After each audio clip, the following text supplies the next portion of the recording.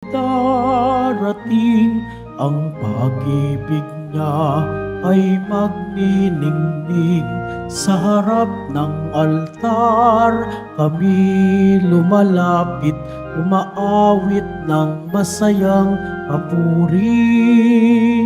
Sa harap ng altar, kami lumalapit, umaawit ng masayang papuri.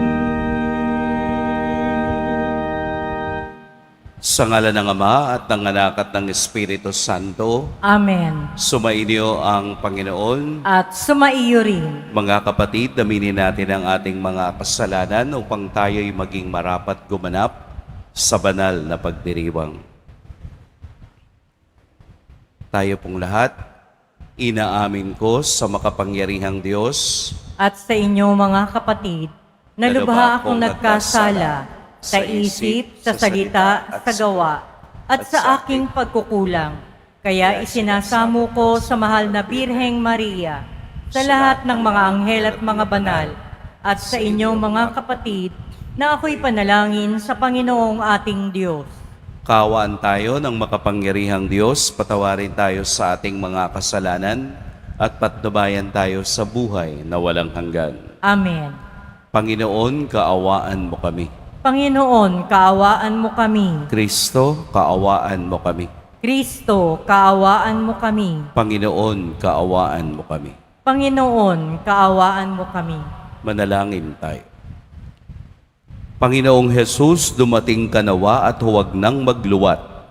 Sa mga nagtitiwala sa iyong pag-ibig na matapat, makapagbigay nawa ang iyong pagparito kasama ng Espiritu Santo magpa sa walang hanggan. Amen. Magsiupo muna ang lahat. Pagbasa mula sa ikalawang aklat ni Samuel. Si David ay panatag ng nakatira sa kanyang bahay. Sa tulong ng Panginoon, hindi na siya ginambala ng kanyang mga kaaway. Tinawag niya si Nathan at sinabi, "Nakikita mong nakatira ako sa tahanang sedro, ngunit ang kaba ng tipan ay nasa tolda lamang." Sumagot si Nathan, "Isagawa mo ang iyong iniisip sapagkat ang Panginoon ay sumasa iyo." Ngunit ng gabing iyo'y sinabi ng Panginoon kay Nathan, "Ganito ang sabihin mo kay David, ipagtatayo mo ba ako ng tahanan? Inalis kita sa pagpapastol ng tupa upang gawing pinuno ng bayang Israel. Kasama mo akong saan mang dako at lahat mong mga kaaway ay aking nilipol. Gagawin kong dakila ang iyong pangalan tulad ng mga dakilang tao sa daigdig. Bibigyan ko ang Israel ng kanyang lupa at doon ko patitirahin. Wala nang gagambala sa kanila roon. Wala nang aalipin sa kanila tulad noong una, buhat nang maglagay ako ng hukom nila.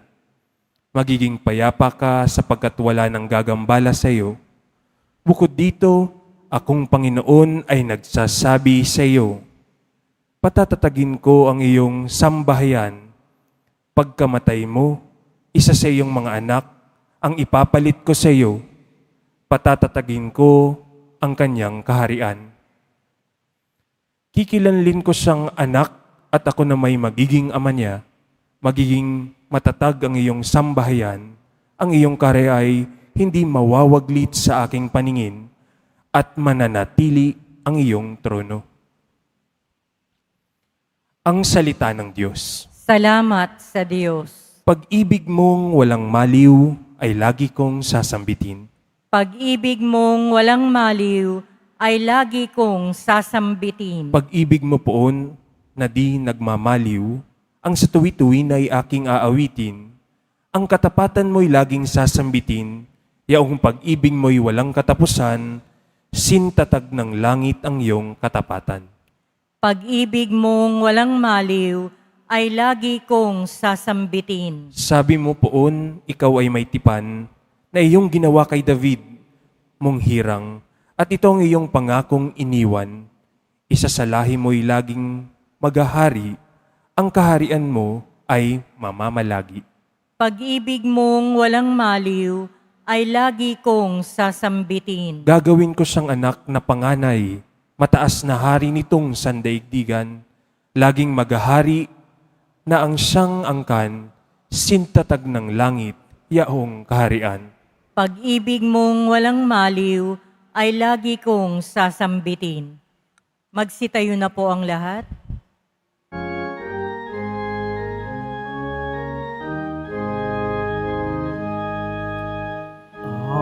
Hallelujah,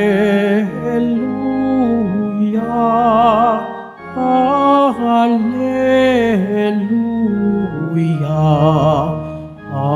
Hallelujah, Hallelujah.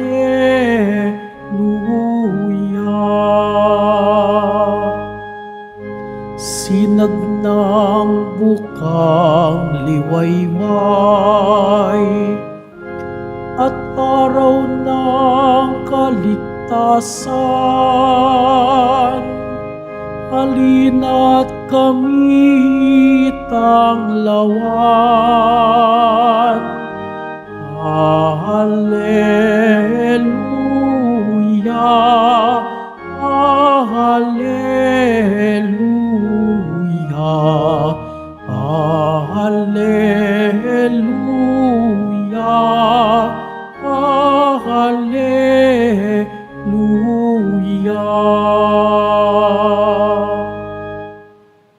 Sumainyo ang Panginoon. At sumaiyo rin. Ang mabuting balita ng Panginoon ayon kay San Lucas. Papuri sa iyo, Panginoon.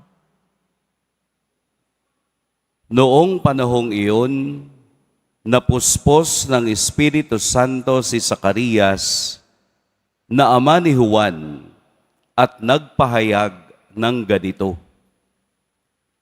Purihin ang Panginoong Diyos ng Israel, sapagkat nilingap niya at pinalaya ang kaniyang bayan, at nagpadala siya sa atin ng isang makapangyarihang tagapagligtas mula sa lipi ni David na kaniyang lingkod. Ipinangako niya sa pamamagitan ng kaniyang mga banal na propeta noong una na ililigtas niya tayo sa ating mga kaaway at sa kamay ng lahat ng napopuot sa atin. Ipinangako rin niya na kahahabagan ng ating mga magulang at aalalahanin ang kaniyang banal na tipan.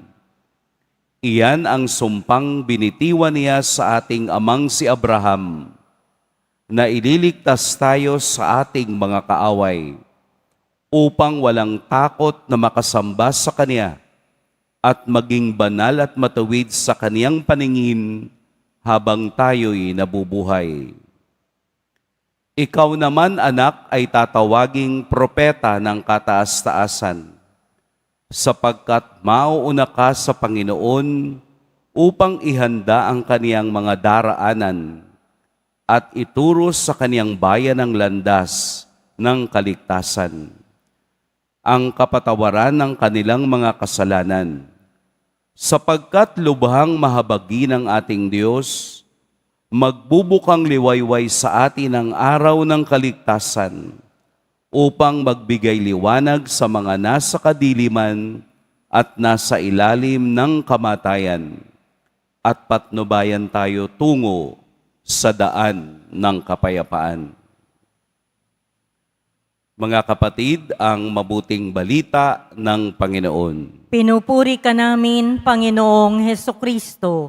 Magsiupo muna tayong lahat. Magandang umaga po sa lahat. Kung inyo pong mapapansin, ang ating 4 na kandila ay paubos na. Ang ating 4 na kandila ay kompleto ng ito ay nasindihan, at ang araw na ito ang huling araw ng ating paghahanda sa pagdating ng Panginoon. Ang Adbyento ay matatapos ngayong araw.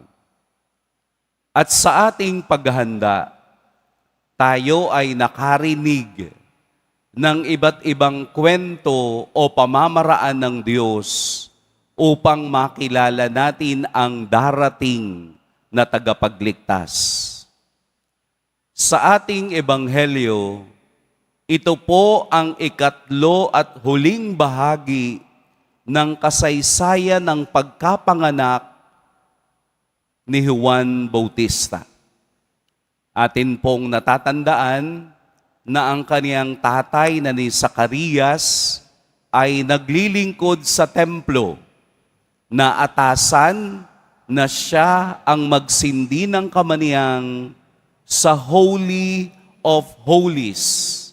Kasi sila po ay nagsasapalaran, ibig sabihin nagbubunutan kung sino ang nakatoka na mag-alay ng kamaniyang doon sa parte ng templo na ang nakapapasok lamang ay ang mga saserdote. Ano po ang itsura nung Holy of Holies? Ito po ay parang altar na ang nasa gitna ay ang sunugan ng kamaniyang. Ito po ay nababalot at natatakpan ng napakapal na tela dahil hindi ito pwedeng makita ng mga pumupunta sa templo. Kaya po nang si Zacarias ay napili at naatasan, siya lamang ang pwedeng pumasok doon sa banal na pinakabanal na lugar ng templo. Kung inyo pong matatandaan sa kasaysayan din ng kasulatan, yung telang humahabi sa templo ay nawasak nang si Jesus ay namatay sa krus. Nangangahulugan din iyon na tinatanggal na ni Jesus, tinatanggalan ng Diyos ang paghihiwalay ng tao at ang Diyos. Kaya tayo ngayon sa ating templo, tayo ngayon sa ating simbahan ay malayang nakapagpupuri sa Diyos bilang isang bayan dahil lahat tayo ay pinili ng Diyos sa kaniyang panahon.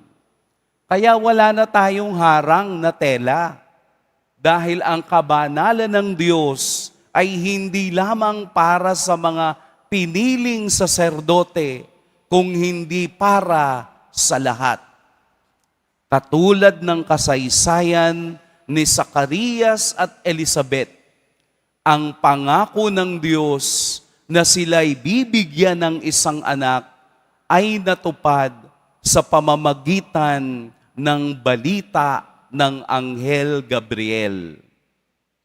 Pero dahil sa hindi paniniwala ni Zacarias, dahil sa kaniyang pagdududa, siya ay napipi at nabingi sa loob ng 9 na buwan.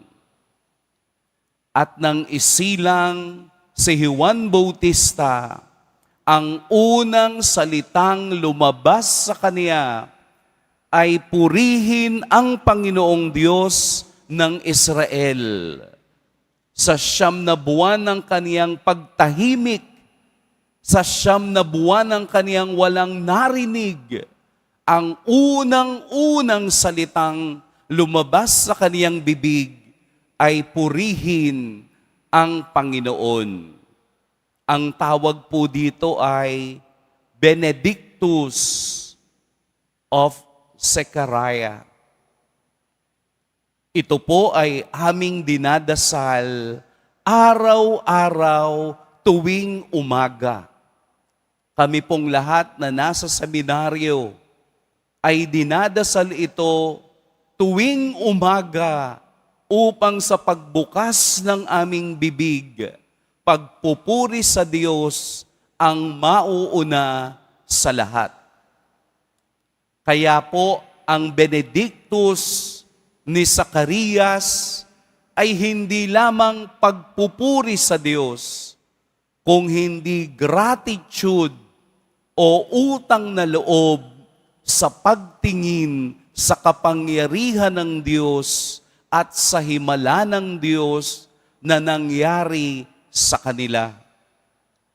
Tatlong bahagi ang Benedictus ni Zacarias. Una, tumutuon sa kaniya, sa kaniyang pagpapahayag ng kapangyarihan ng Diyos.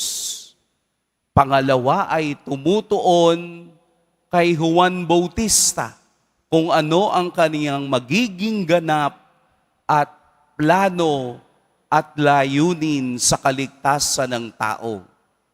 At ang pangatlo ay tungkol sa kaniyang asawang si Elizabeth, na ang pangako ng Diyos na sa kabila ng kaniyang katandaan ay magkakaroon ng anak upang ipahiya ang mga taong nandudusta sa kanila at ibagsak ang lahat ng hindi naniniwala sa kapangyarihan ng Diyos. Gratitude is the miracle of the heart. Ang taong hindi marunong tumingin sa gratitude ng Diyos ay hindi kayang magpuri sa Kanya at sabihin kung ano ang magagandang bagay na nagawa ng Diyos sa kaniyang buhay. Gratitude ay nanggagaling sa puso dahil alam natin na sa kabila ng ating kakulangan, ang Diyos ang nagpupuno nito, ang Diyos ang nagpapakita ng daan, ang Diyos ang nagliliwanag sa malalabo nating kaisipan upang hindi natin makalimutan ang Diyos sa ating buhay. Aalisin na po yung mga ilaw na sumasagisag sa ating paglalakbay. Pero ang tunay na ilaw ay lalapit at ililipat sa Belen ng kaligtasan. Sana po sa ating paghahanda sa huling araw ng Adbyento, tayo ay magkaroon ng tunay na kahulugan ng pagdiriwang ng pagdating ng manunubos bukas. Meron akong nabasa. Sabi doon sa aking nabasa, iba na daw ang diwa ng Pasko. Hindi mo na daw makita sa ngiti ng tao ang kahulugan ng selebrasyon. Para nga, no? Bakit? Kasi yung mga adult daw ngayon, nakasimangot na palagi. Hindi na kayang ngumiti. Parang ang nagpapangiti na lang sa kanila ay pera, bagong cellphone, mga handa sa bahay, mga bagong damit. Pero kung titingnan mo ang mga bata, patuloy naman yung kanilang pagngiti kapag dumarating ang Pasko. Ibig sabihin, hindi ang Pasko ang nagbabago. Ang nagbabago ay ang mga tao kung paano nila tingnan ang diwa nito. Sana bumalik tayo dun sa dati na ang diwa ng Pasko ay pagtingin sa kagandahang loob ng Diyos, gratitude, kagandahang loob ng Diyos na dahil sa kaniyang pagdating, nagkakaroon tayo ng pag-asa sa araw-araw. Let us change our mindset. Kaya din nating ngumiti kahit wala tayong pera. Huwag po kayong mag-alala. The feeling is mutual. Wala rin din po akong pera. Wala din akong bagong damit. Wala din akong handa.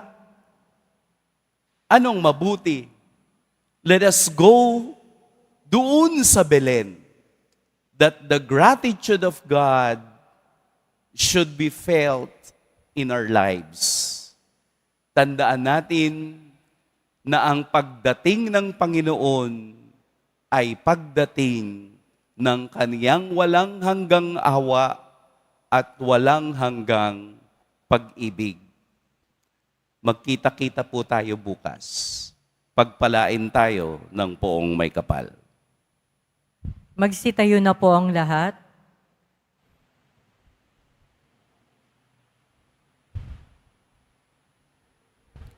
Minamahal kong mga kapatid, pinasasalamatan ni Zacarias ang Diyos dahil sa pagiging tapat nito sa pangako.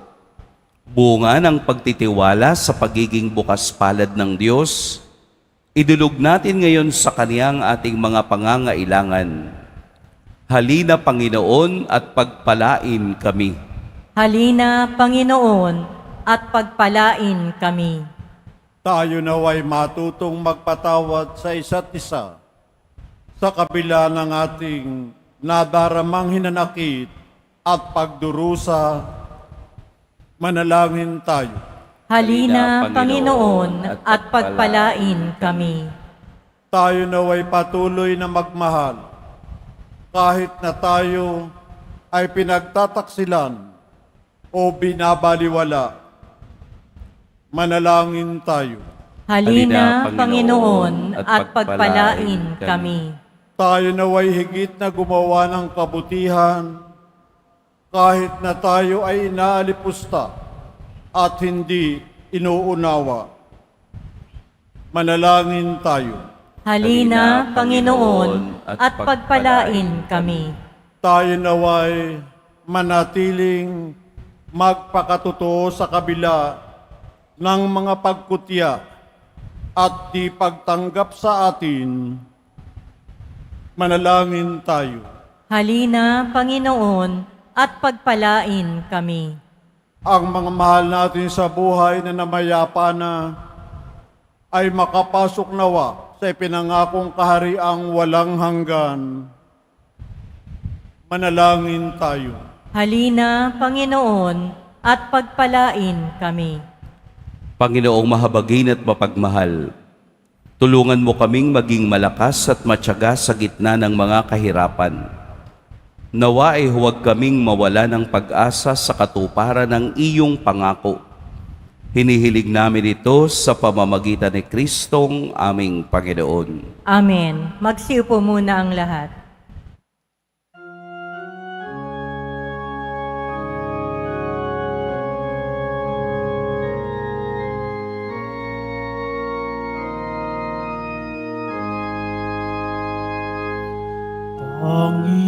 Panginoong Diyos Ama,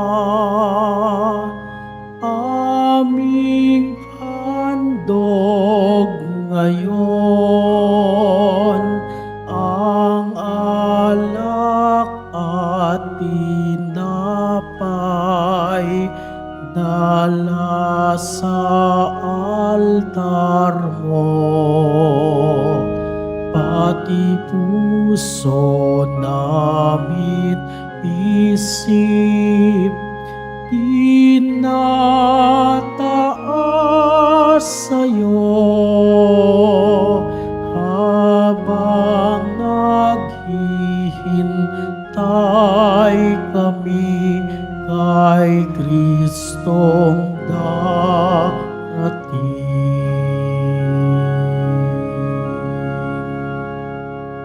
Magsitayo na po ang lahat. Manalangin kayo mga kapatid upang ang paghahain natin ay kalugdan ng Diyos amang makapangyarihan. Tanggapin nawa ng Panginoon itong paghahain sa iyong mga kamay, sa kapurihan niya at karangalan, sa ating kapakinabangan at sa buong sambayanan niyang banal. Ama naming lumikha, Ang mga alay namin ay iyong tanggapin upang ang paghahain sa ikapagpapatawad ng mga kasalanan ay mapakinabangan namin. Paging dapatin nawa ito na aming panabikan ang pagdating ng iyong anak ng may dalisay na kalooban sa pamamagitan niya kasama ng Espiritu Santo magpa sa walang hanggan. Amen. Sumainyo ang Panginoon. At sumaiyo rin. Itaas sa Diyos ang inyong puso at diwa. Itinaas na namin sa Panginoon. Pasalamatan natin ang Panginoong ating Diyos. Marapat na siya ay pasalamatan. Ama naming makapangyarihan, tunay ngang marapat na ikaw ay aming pasalamatan sa pamamagitan ni Jesucristo na aming Panginoon. Siya'y isinugo mo upang matupad ang iyong magandang balak para sa lahat. Hindi niya ikinahiyang mamuhay ng mahirap upang mapakisamahan niya kaming matapat. Siya'y naging hindi na iba sa amin upang maitampok niya kami sa iyong piling. Sa kaniyang lantarang muling pagdating, ang pakikisama niya ay puspusang magniningning at ang pangako niyang kapanapanabik ay inaasahan naming lubos na makakamit. Kaya kaisa ng mga anghel na nagsisiawit ng papuri sa iyo, nang walang humpay sa kalangitan, kami nagbubunyi sa iyong kadakilaan. Santo, Santo, Santo, Panginoong Diyos ng mga hukbo, napupuno ang langit at lupa ng kadakilaan mo. O sana sa kaitaasan, pinagpala ang naparirito sa ngalan ng Panginoon. O sana sa kaitaasan. Magsilud po ang lahat. Ama naming banal, ikaw ang bukal ng tanang kabanalan.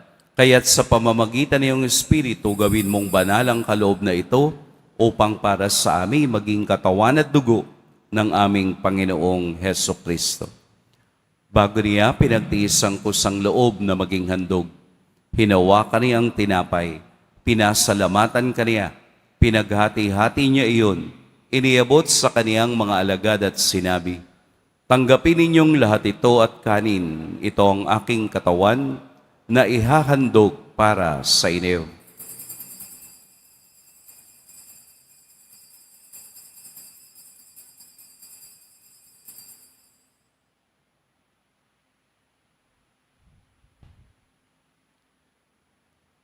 Gayun din naman noong matapos ang hapunan, hinawakan niya ang kalis, muli kaniyang pinasalamatan, inabot niya ang kalis sa kaniyang mga alagad at sinabi, "Tanggapin ninyong lahat ito at inumin, ito ang kalis ng aking dugo, ng bago at walang hanggang tipan, ang aking dugo na ibubuhos para sa inyo at para sa lahat, sa ikapagpapatawad ng mga kasalanan. Gawin ninyo ito sa pag-alala sa akin."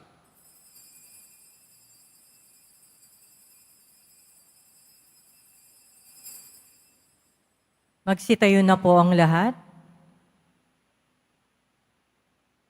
Ipagbunyi natin ang misteryo ng pananampalataya. Si Kristo'y namatay, si Kristo'y nabuhay, si Kristo'y babalik sa wakas ng panahon.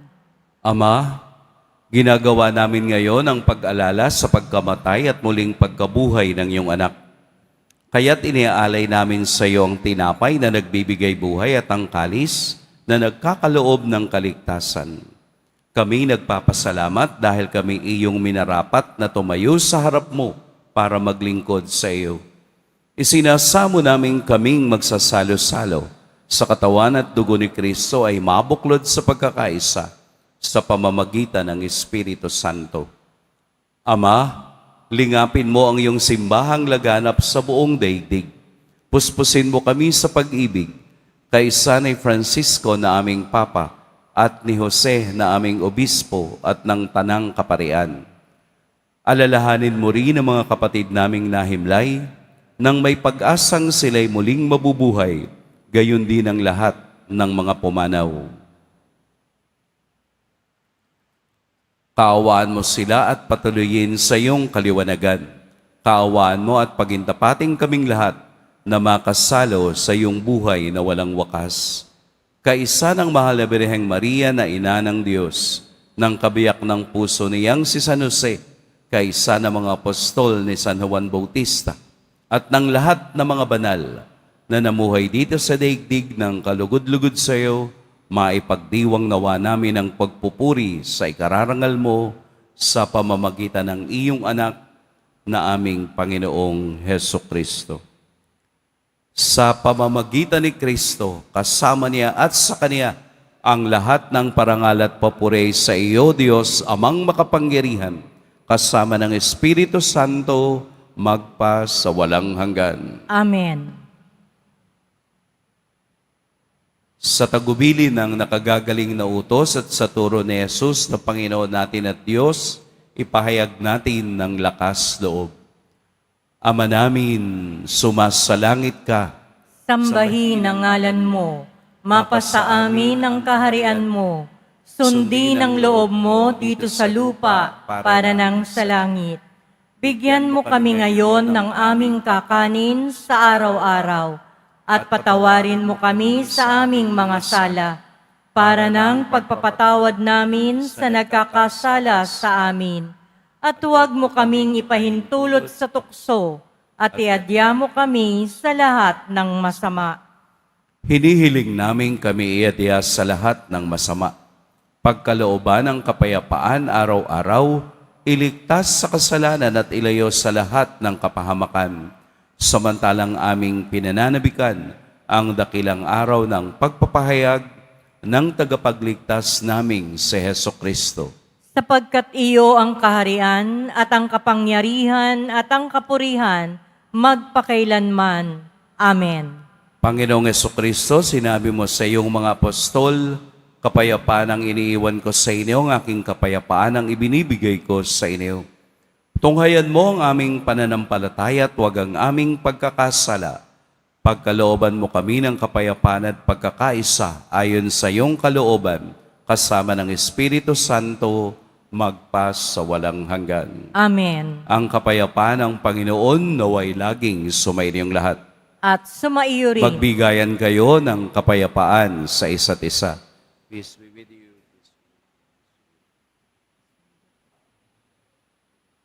Kordero ng Diyos na nag-aalis ng mga kasalanan ng sanlibutan, maawa ka sa amin. Kordero ng Diyos na nag-aalis ng mga kasalanan ng sanlibutan, maawa ka sa amin. Kordero ng Diyos na nag-aalis ng mga kasalanan ng sanlibutan, ipagkaloob mo sa amin ang kapayapaan. Magsiluhod po ang lahat. Ito ang kordero ng Diyos, ito ang nag-aalis ng mga kasalanan ng sanlibutan. Mapapalad ang inaanyayahan sa kaniyang piging. Panginoon, hindi ako karapat-dapat na magpatuloy sa iyo, ngunit sa isang salita mo lamang ay gagaling na ako.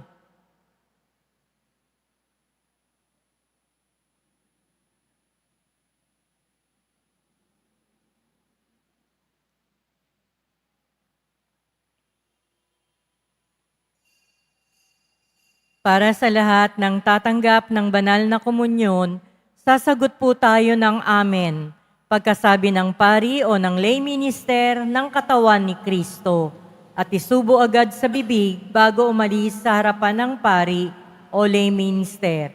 Sumunod po tayo.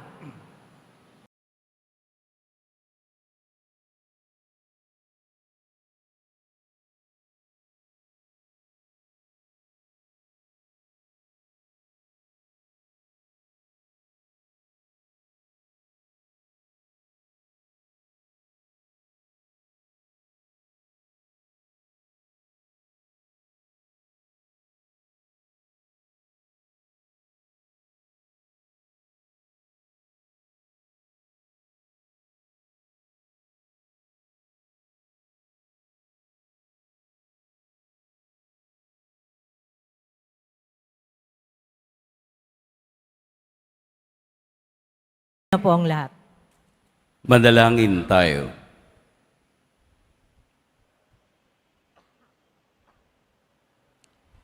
Ama naming mapagmahal, ngayong aming pinagsaluhan ang iyong piging na banal, amin nawang pakinabangan ang walang kupas na bigay ng walang maliw na pagsilang ng anak mong aming ipinagdiriwang.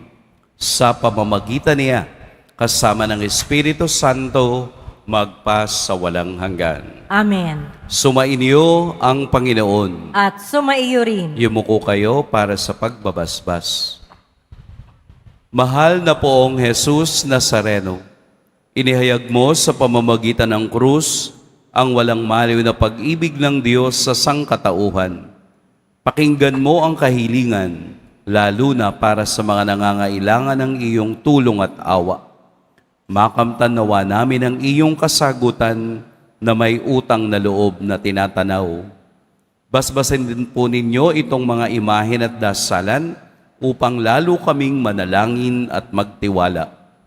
Sa pamamagitan ng bendisyon na ito, naway lalo kaming maging mapaglingkod, masunurin at tapat sa iyo na aming maluwalhating Panginoon, magpas sa walang hanggan. Amen.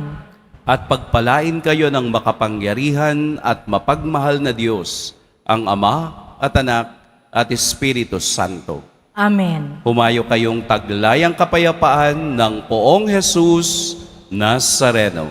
Salamat sa Diyos.